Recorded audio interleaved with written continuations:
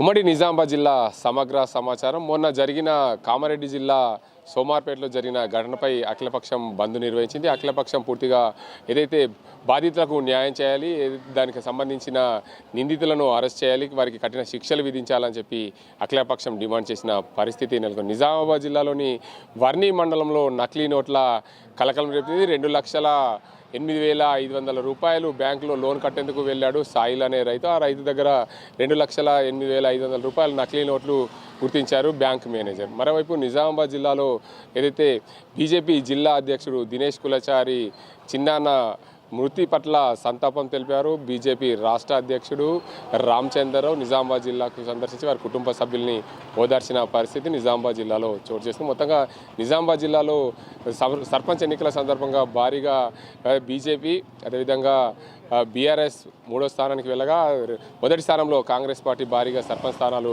కైవసం చేసుకున్న పరిస్థితి.